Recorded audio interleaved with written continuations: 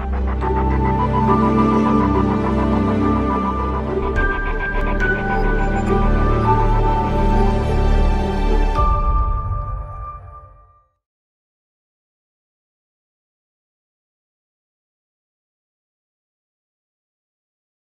everyone, Michael Pugliese back again here with Caitlin Macy.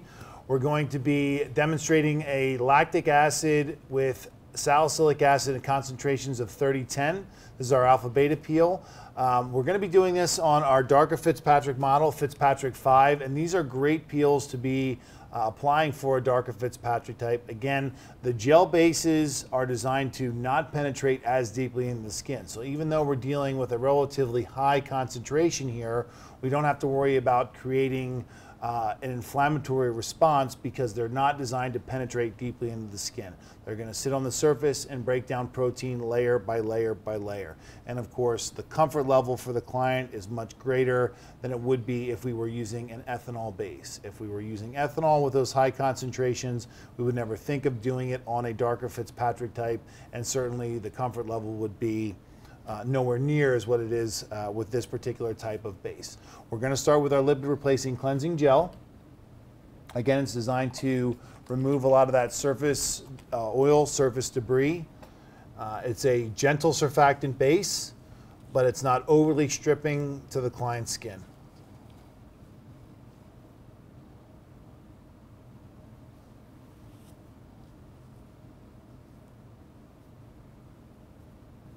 And Caitlin's just using some wet cotton 4x4s here to remove the cleanser.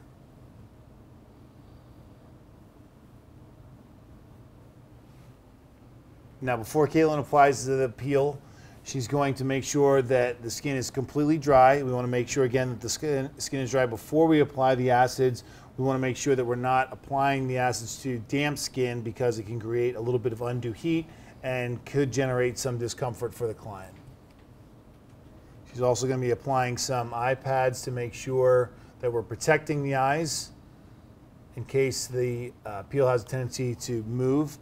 And as the gel base is a little bit thicker of a consistency, at room temperature, the viscosity is much thicker, but the temperature of the skin once it's applied can heat up the peel a little bit, the peel solution a bit, so it'll have a tendency to spread. So Caitlin's going to keep an eye on the peel to just make sure that it doesn't travel and get anywhere close to the eye.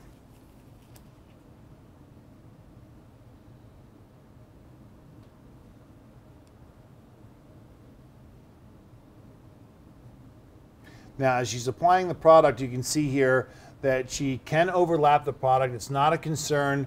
That's one of the major benefits also to using the gel base, is that you don't have to be as cautious with overlapping the product. With ethanol or alcohol-based peels, if we're overlapping, clearly we're going to get more of enhanced penetration in those areas. But with this particular base, it's not going to penetrate into the skin nearly as quickly or as deeply. So we can overlap the product, ensuring that we've got good, even coverage. And that's really one of the major points, is making sure that the skin has got complete, even coverage. And as soon as she's finished applying, she's going to actually start manipulating the product around on the surface of the skin very gently, not necessarily massaging it in, but just gently manipulating the product around on the surface. Now, really the only sensation that the client should be experiencing is a little bit of tingling, maybe a little bit of a picking sensation, because as it slowly starts to penetrate into the layers of stratum corneum, they may feel a little bit of that picking sensation, but even moving and gently manipulating the product is going to help to alleviate that. And again, because we're using a combination of lactic and salicylic here, we've got a number of different benefits that these are going to help to provide. Of course, the lactic, recognized as a tyrosinase inhibitor, it's going to help to reduce irregular and uneven pigmentation. It's also a natural moisturizer, helps to stimulate glycosaminoglycans, natural moisturizing factors in the skin. The salicylic in general is going to help with overall texture, and if we have any intermittent mild case of acne, it's going to help to clear that and also keep future breakouts at bay as well.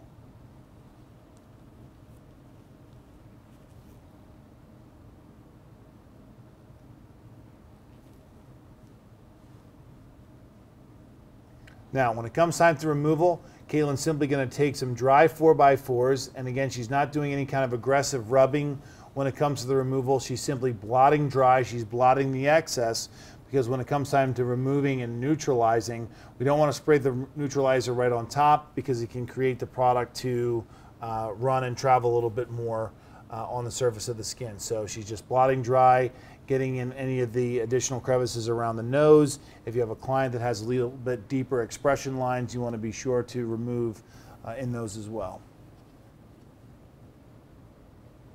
Now, the initial application of the neutralizer, we're going to apply 3 separate neutralizing sprays here, 3 steps of neutralizing to ensure we're neutralizing all the peel that's on the surface of the skin.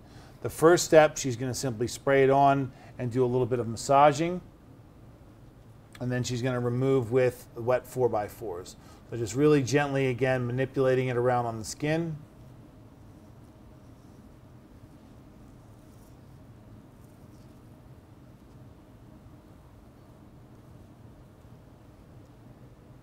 And then she's going to remove with the wet 4x4s.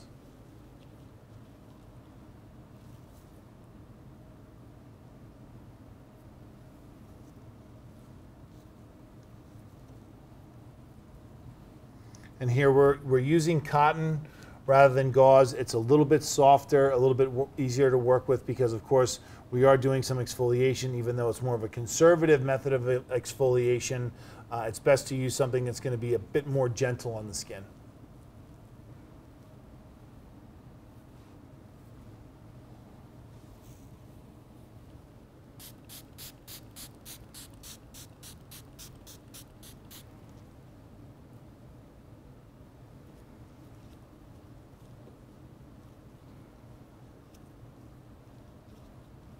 So that was our second neutralizing application. And again, she's using wet 4x4s to remove any of the excess peel that's still there. And then one final neutralizing spray.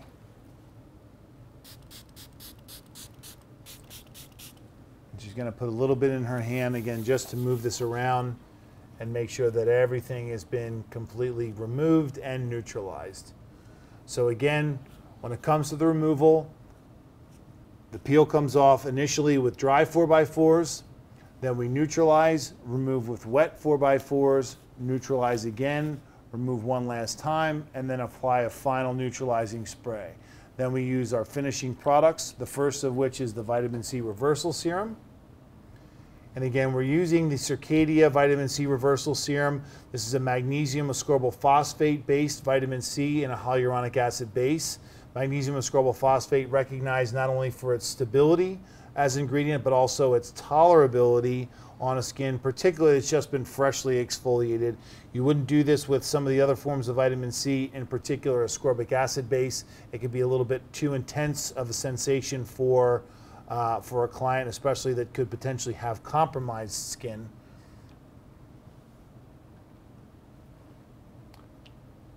Our next step is going to be the post-peel balm. Post-peel balm is designed to help the skin to recover after this level of exfoliation. Again, a blend of squalane butter, meadow foam butter, and royal jelly. Great recovery products, really helps to bind the moisture after we've removed a lot of that surface protein.